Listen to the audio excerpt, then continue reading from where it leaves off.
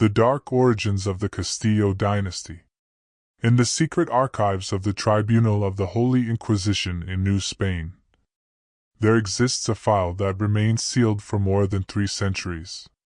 The case of the Castillo family, officially known as devout gravediggers in the service of the Church in Mexico City, hid a truth so disturbing that the viceregal authorities buried it beneath layers of silence and ash. Between 1656 and 1701, more than 8,000 bodies vanished from their graves under inexplicable circumstances, while unusually lethal epidemics devastated specific neighborhoods of the city. When the authorities finally descended into the tunnels beneath the Castillo residence, what they discovered was so horrifying that the Archbishop ordered every record burned.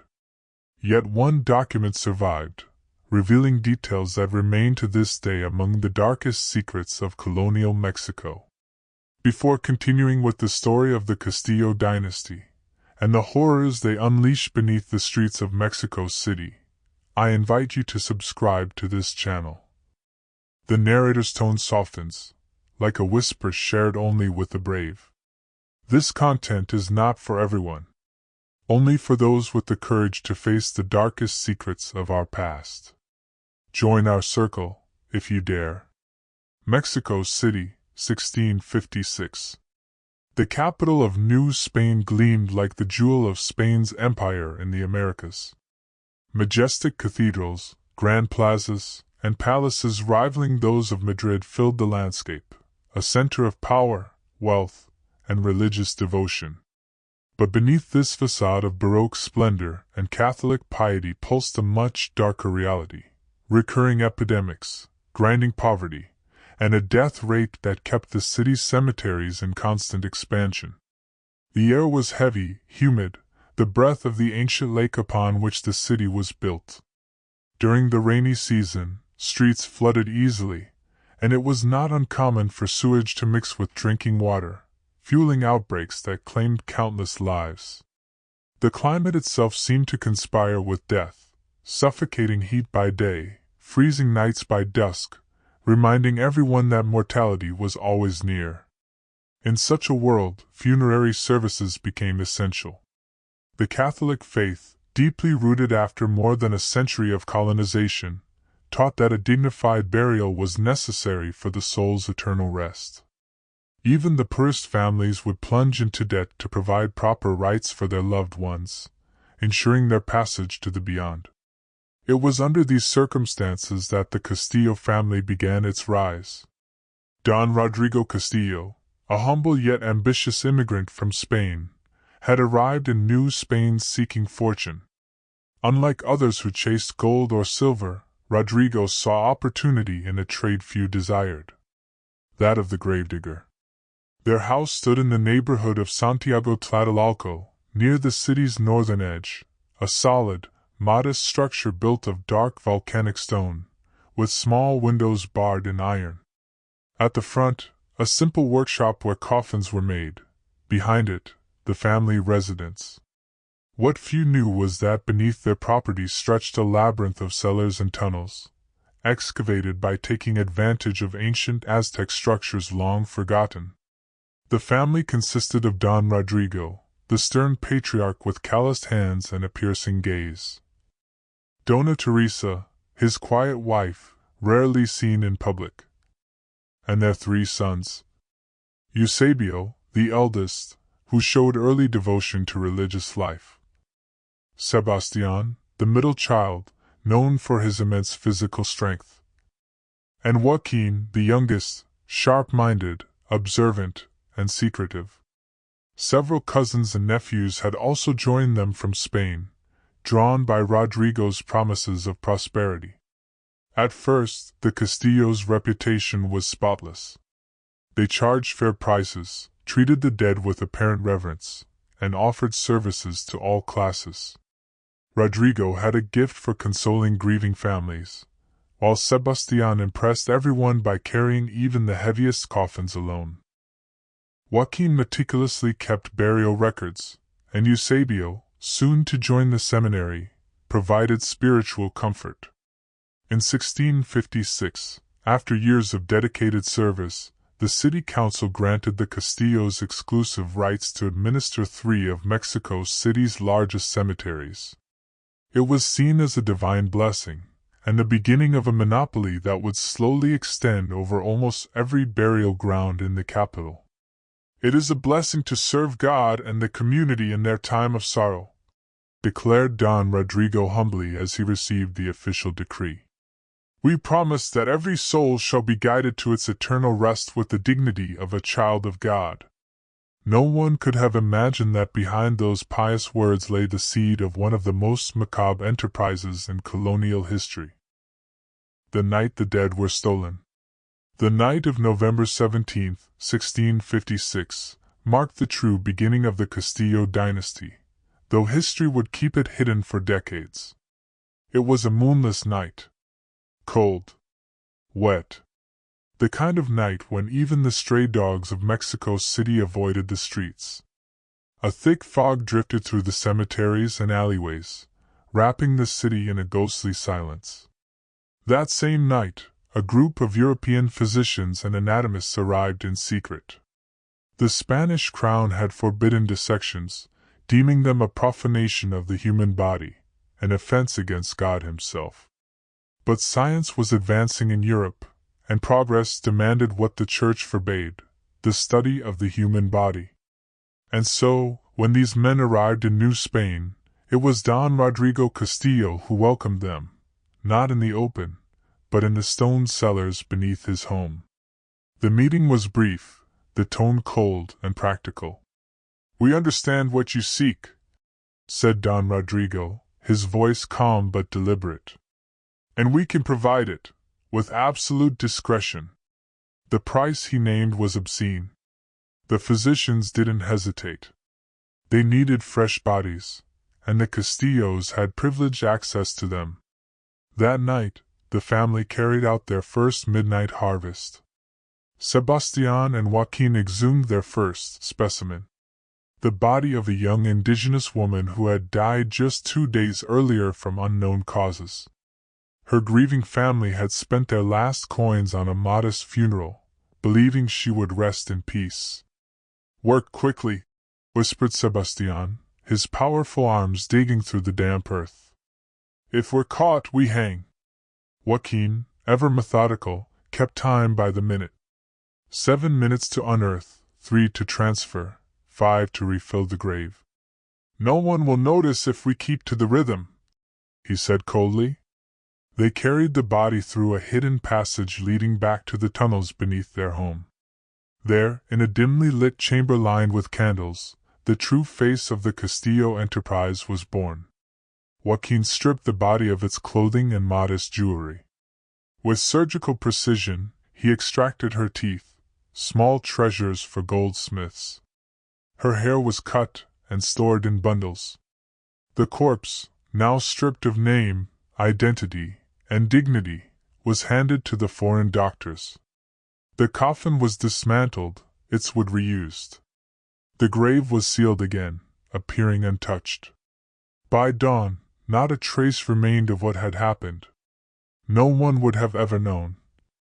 If not for Maria Concepcion, a housemaid who that night couldn't sleep. She had heard noises coming from the cellar. Curiosity overcame fear. Quietly, she descended the narrow service stairs and peeked through a crack in the door. What she saw froze her blood. The body of the young woman lay naked on a table. Joaquin's hands moved deftly, cutting, weighing, sorting. Sebastián stacked the recovered items with an almost mechanical detachment. Don Rodrigo counted gold coins before the physicians who spoke in foreign tongues. Maria ran back to her room, trembling. At sunrise, she begged permission to visit her sick mother, and never returned. 3 days later, her body was found floating in a canal, her lungs full of water. The official cause, accidental drowning, possibly drunk. It was the first of many convenient deaths surrounding the Castillo family. Days later, Don Rodrigo called a family meeting. The candles flickered as he spoke. "What we've begun can make us immensely rich," he said coldly. There is a market for everything: bodies for doctors and students, teeth for goldsmiths, hair for wigs, clothing for merchants. Nothing will go to waste. Eusebio, the eldest son, now a seminarian, was the only one to protest. "Father, this is sacrilege," he said, voice trembling. "We are desecrating holy ground, disturbing the dead. It's a mortal sin." Don Rodrigo looked at him in silence for a long moment, then replied, "Sin? The Bible says, 'Dust thou art, and unto dust thou shalt return.' These bodies hold no souls. They are matter, useful matter. For science. For progress. And you, my son, you will be our shield. A man of God blessing empty graves. No one will ever suspect." Eusebio fell silent. His eyes revealed a storm of doubt and guilt. But he did not speak again. That silence made him an accomplice. And thus began the real story of the Castillo dynasty. A family business devoted, on the surface, to giving the dead a dignified burial, while in truth, they had built the first industrial system of grave robbery and corpse trade in the New World. The Empire of the Dead. The following years brought expansion. What had begun as the occasional exhumation of a corpse for profit soon became a systematic operation, precise, organized, and terrifying in scale. By 1663, 7 years after that first night of blasphemy, the Castillos had built a network that reached far beyond their home. Eusebio, now an ordained priest, had been shrewdly assigned as chaplain of the Church of San Fernando, which oversaw one of the city's largest cemeteries. It was the perfect cover. He had access to the records of the dead, the ability to schedule burials and funerals, and to manipulate them at will. Sebastian, with his brute strength and ruthless nature, commanded a team of gravediggers, all cousins and nephews brought from Spain, bound by blood and by secrets. And Joaquin, the coldest of them all, had developed a complex cataloging system to record and price every product extracted from the tombs.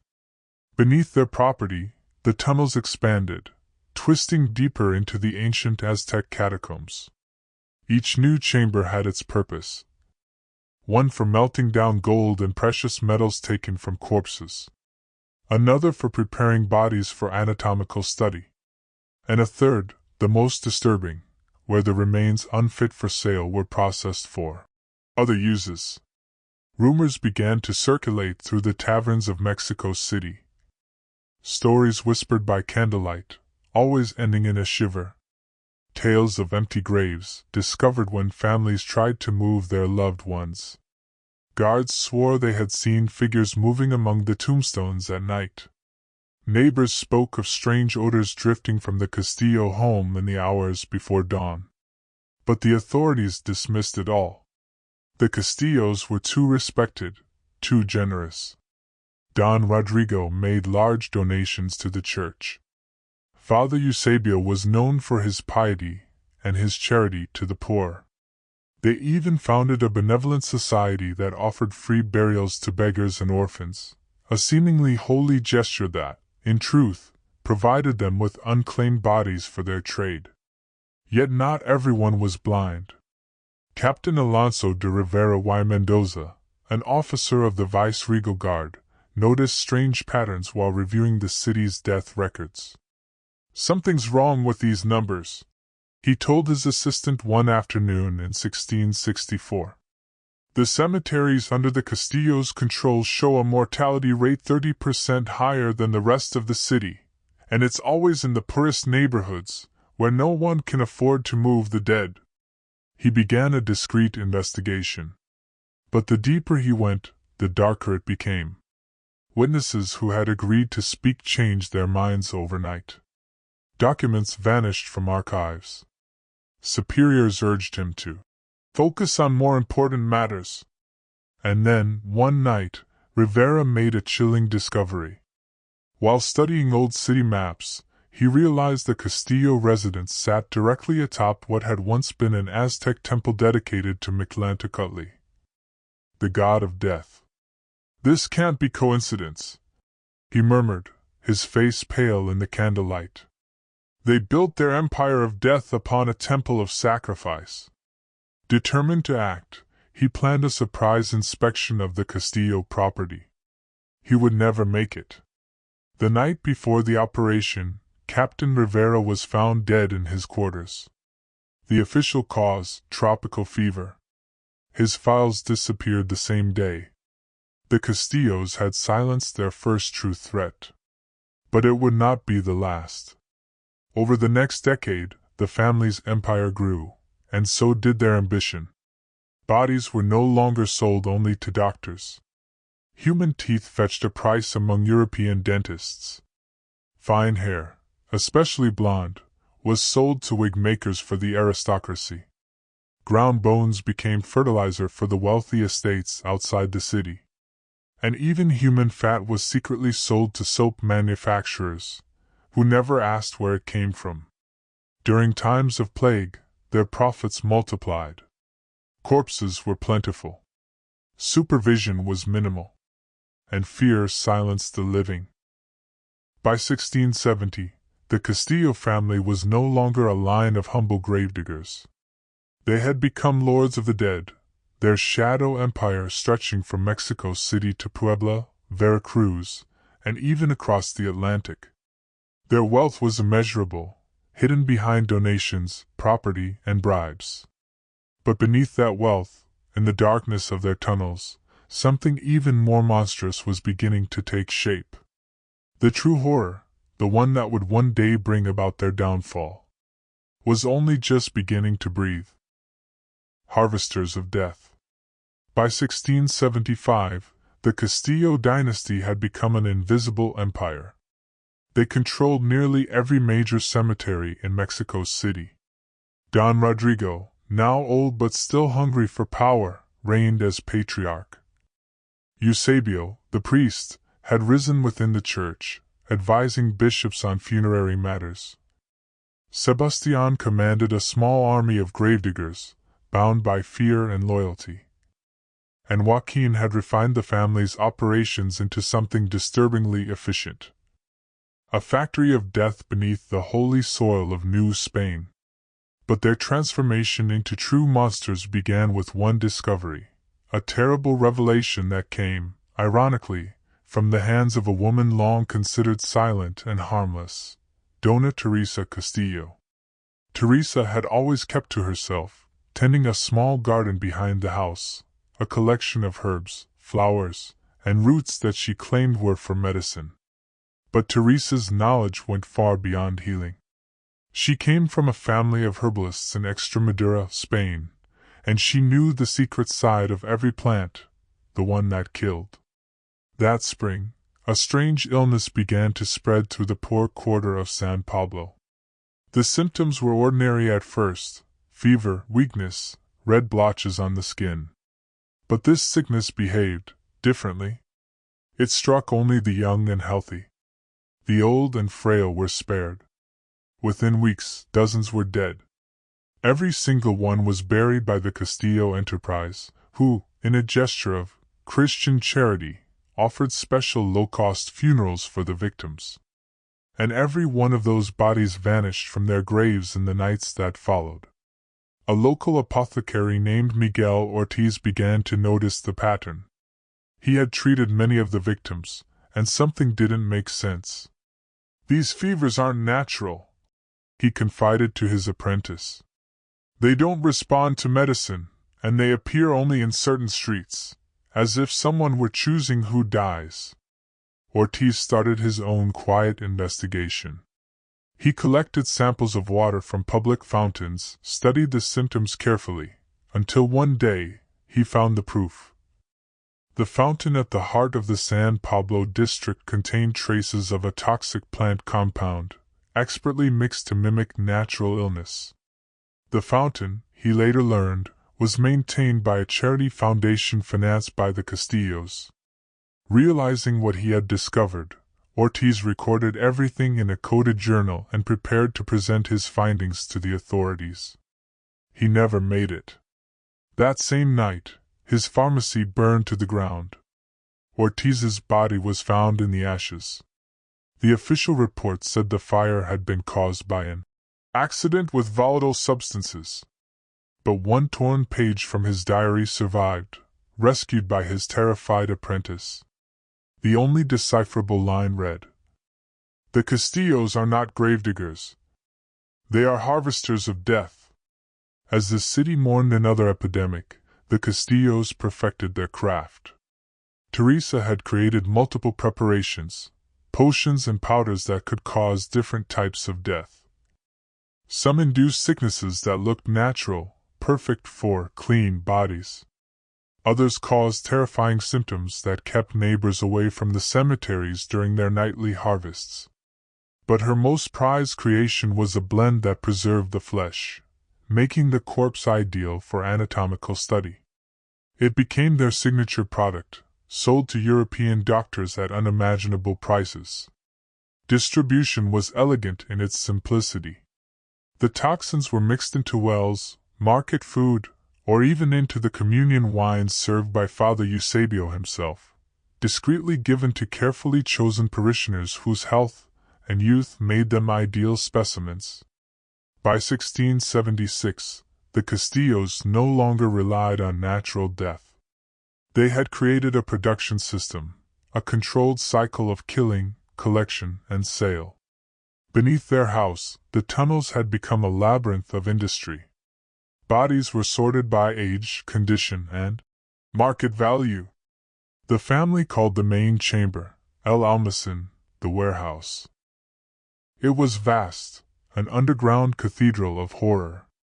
Rows upon rows of shelves rose to the arch ceiling, each holding corpses preserved by Teresa's formulas, tagged, categorized, and priced like merchandise. It was said the air there was so heavy with the stench of chemicals and decay that candles would flicker and die as soon as they were lit. And still, the business grew.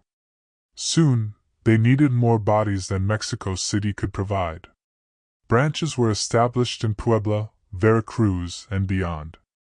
Each one following the same formula: control the cemeteries, spread the sickness, harvest the dead. But with expansion came danger. More workers meant more mouths, and more chances for truth to escape. And the first cracks in the dynasty's perfect facade began to appear. The Inquisitor's shadow. Whispers began to move through the cloisters of Mexico City. Confessions filled with fear. Dreams that returned night after night. And the same words spoken by different lips. The dead do not rest.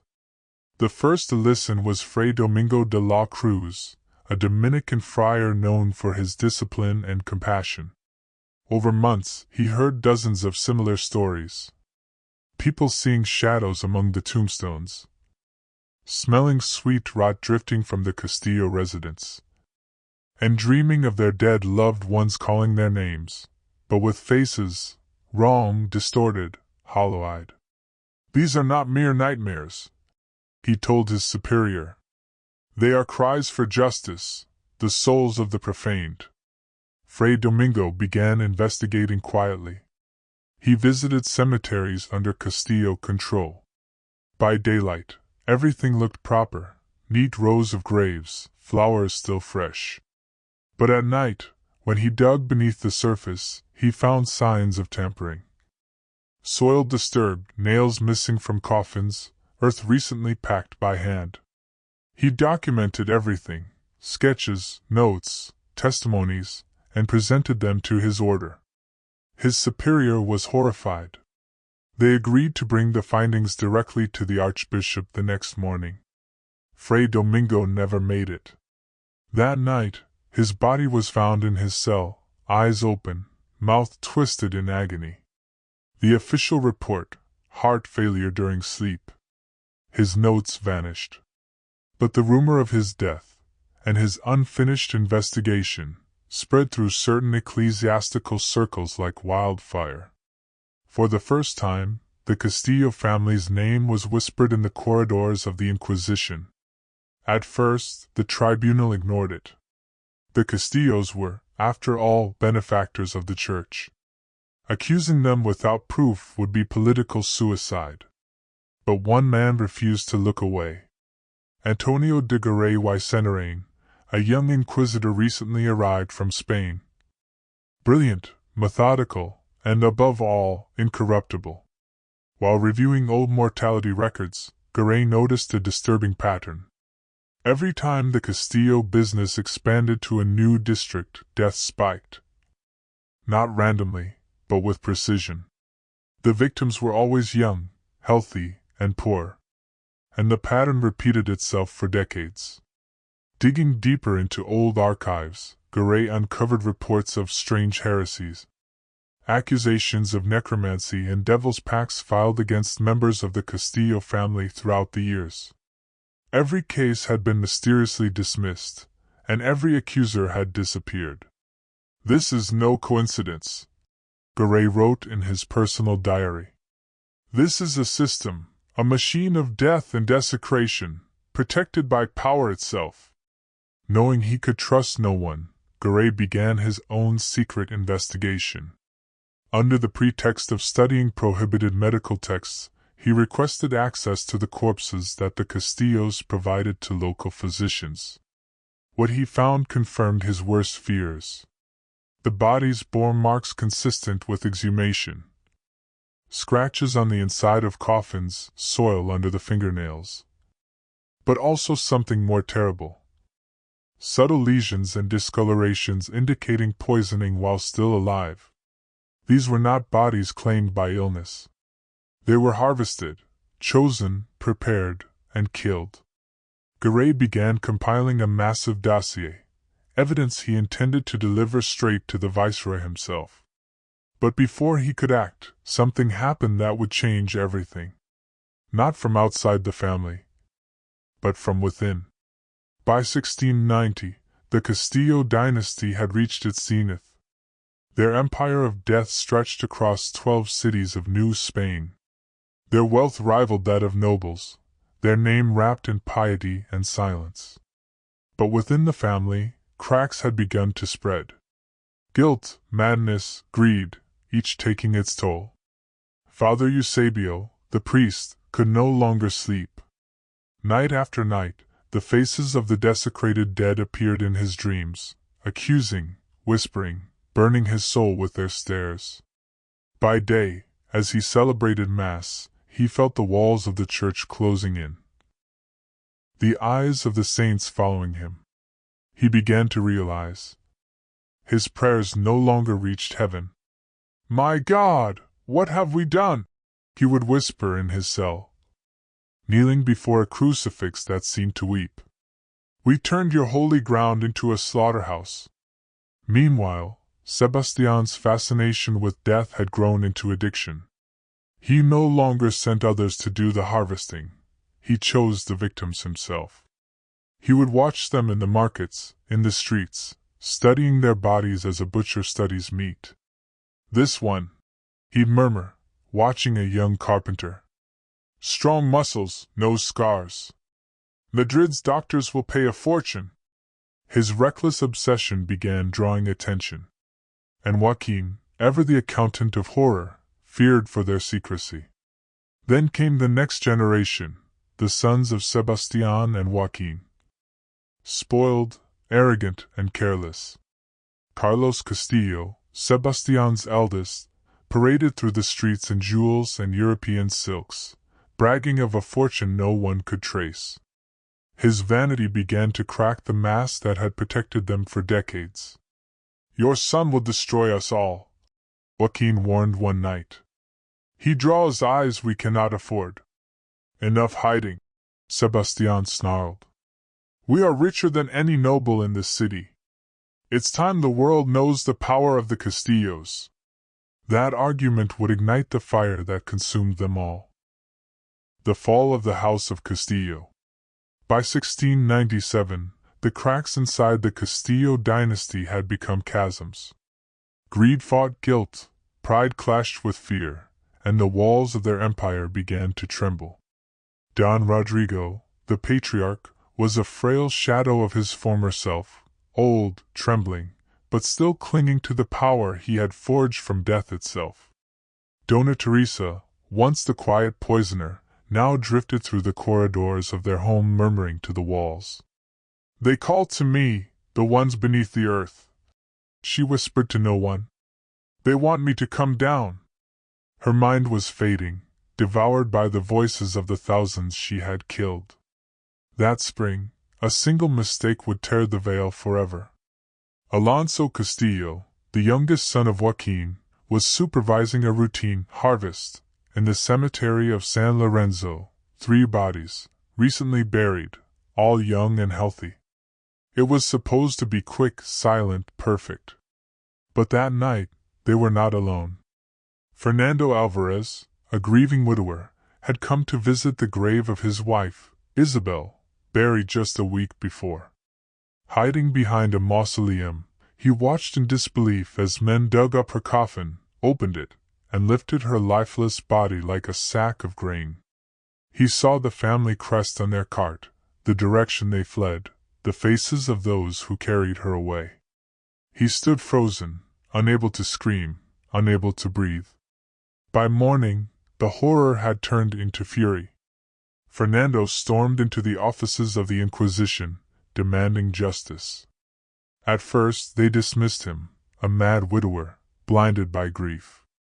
But when he described, in perfect detail, the insignia on the Castillo's carriage, one man listened. Inquisitor Antonio de Garay.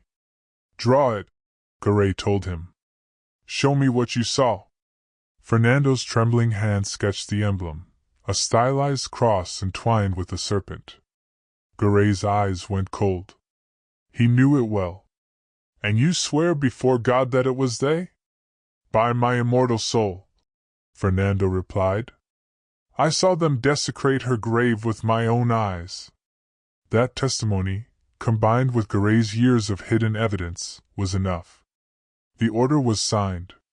For the first time in history, the Inquisition would strike not against heretics of faith, but against the dynasty of death itself. The operation was planned with absolute secrecy. Garay handpicked a dozen trusted officers and scheduled the raid for October 12, 1697. The Feast of Our Lady of the Pillar, when the family would be gathered for Don Rodrigo's birthday celebration. But fate and pride intervened. 3 days before the raid, Carlos Castillo, drunk and furious, argued with his uncle Joaquin over the future of the family business. Voices rose, hands struck the table, and in a flash of rage Carlos pushed Joaquin down a staircase leading into the tunnels. The sound of his skull striking the stone echoed through the house. Joaquin, the keeper of the records, the mind of their empire, was dead. Panic rippled through the family. Without Joaquin, the web of their operation was collapsing. Sebastián called for an emergency meeting that night, the first full family council in years. The great hall filled with tension and candlelight. Faces pale, whispers sharp as knives. Eusebio, wearing his priest's robe, sat silent, eyes red from sleepless nights.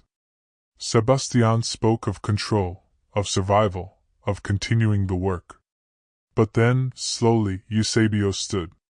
His voice was calm. Too calm. "This must end," he said. "We have defiled holy ground.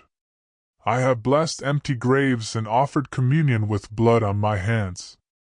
I will no longer be silent." Sebastián's face twisted with rage. "You would betray your own blood? Everything we built?" Eusebio met his gaze.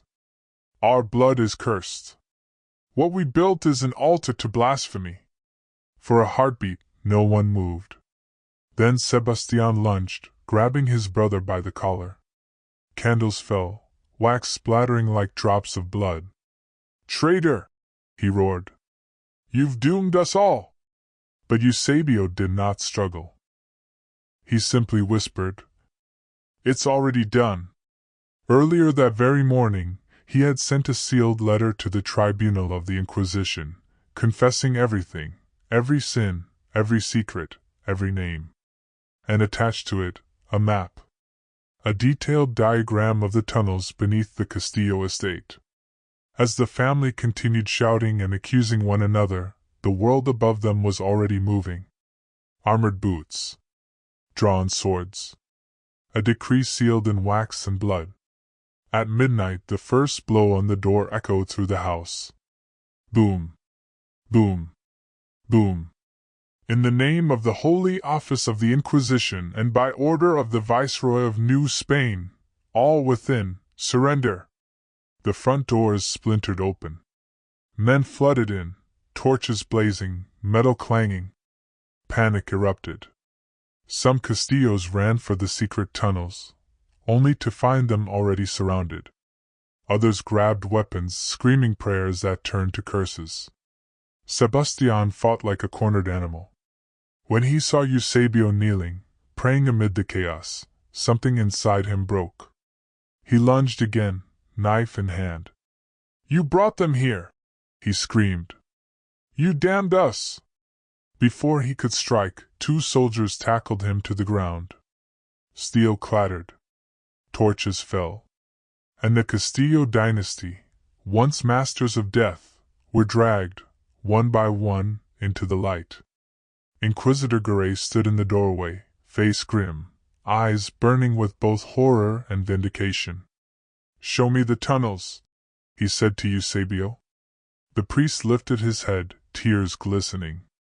"I will. It's time for God's light to shine where ours could not." The tomb beneath the city.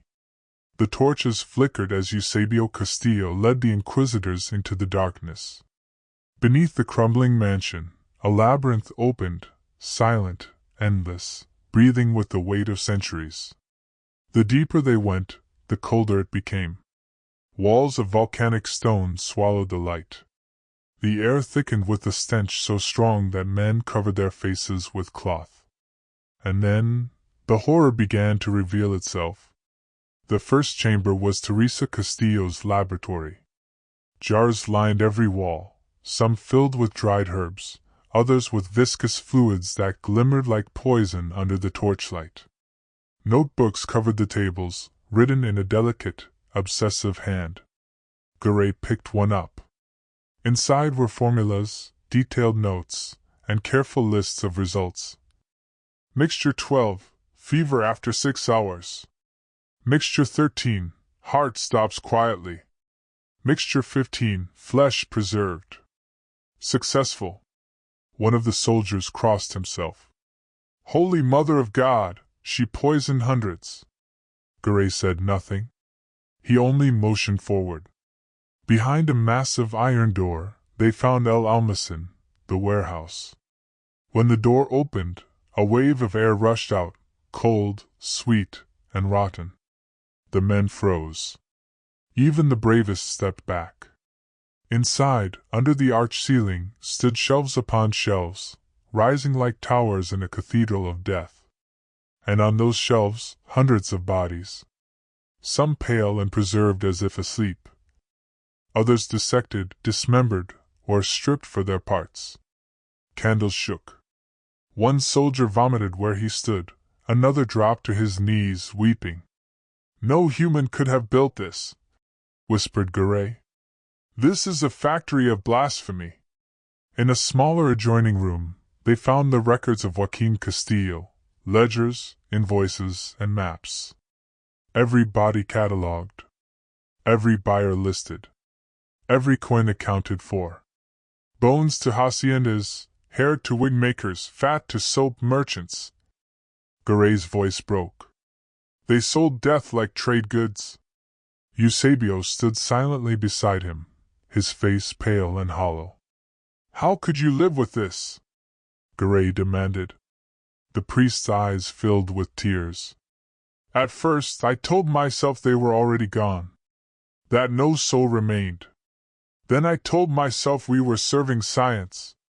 Then I stopped telling myself anything at all." He looked at the rows of corpses. Forgiveness is too small a word for what we need. The exploration continued through the night. Each chamber revealed a new level of nightmare. Coffins piled for reuse. Jewelry and teeth sorted by value. And at the deepest level, a room of experiments, where Teresa had attempted to preserve the living as they died, testing her poisons as the victims begged for mercy. When dawn finally broke, the Inquisitors emerged from the tunnels, their faces white, their faith shaken. The carriages of the Holy Office rolled through the streets, carrying the captured Castillos. The city awoke to the sound of bells and rumor. The most respected family of gravediggers, accused of heresy, sacrilege, and mass murder. The trial was held in secret. Only high officials, bishops, and nobles were allowed inside. Most of the evidence was destroyed. The church feared the truth more than the crime. Publicly, the Castillos were condemned for grave desecration and heretical practices. Privately, Garay's report spoke of over 2,000 murders and more than 6,000 exhumations. Sebastian and his sons were executed by fire, not in public, but behind monastery walls. Teresa died raving in her cell, whispering the names of the dead she had poisoned. Eusebio was sentenced to life imprisonment in a remote monastery, where he would live in silence until his death, writing his 1,000-page confession. Don Rodrigo's heart gave out during questioning, perhaps the only mercy he ever received. Their house was demolished. The tunnels sealed with stone and mortar. And the church swore that the name Castillo would never again be spoken. Centuries passed. The story became rumor, then legend, then silence. The plaza built over their land was considered cursed. Dogs refused to cross it. And at night, people swore they heard whispers beneath the cobblestones. But silence has a way of breaking. In 1968, during construction in the historic center of Mexico City, workers uncovered a sealed chamber. Inside, a small iron chest, perfectly preserved. It contained fragments of Teresa's diary, pages from Joaquin's records, and one letter, sealed and addressed in the trembling hand of Eusebio Castillo. Dated March 5, 1701, the eve of his death. It read, "Whoever finds these words must know, the sins of the Castillos did not die with us. The knowledge we gathered, the methods we refined, the networks we built, they endured. Others took our place, in other times, in other lands. Greed and the desecration of the sacred are seeds that always find fertile soil. Watch the cemeteries. Watch those who profit from death. For evil's greatest triumph is not its existence, but the silence that protects it." The documents were quickly confiscated. The discovery was never made public. The workers who found the chest received generous payments, and disappeared from the city soon after. Today, the Castillo dynasty remains little more than a footnote in official history. A family of gravediggers accused of minor heresy. But among scholars and secret archives, fragments of the truth still whisper. 8,000 deaths, 20,000 desecrated graves, and a fortune built on human flesh. Some say Teresa's preservation techniques helped shape modern anatomy in Europe. Others believe her poison recipes still circulate, in laboratories, in morgues, in places where profit and death meet. Perhaps the Inquisition ended the dynasty. Perhaps it only drove it deeper underground. And when the fog rolls low over the old plazas of Mexico City, some swear they can still hear the faint echo of shovels in the dirt, and the voice of a priest somewhere in the dark, whispering, "Dust thou art, and unto dust thou shalt return."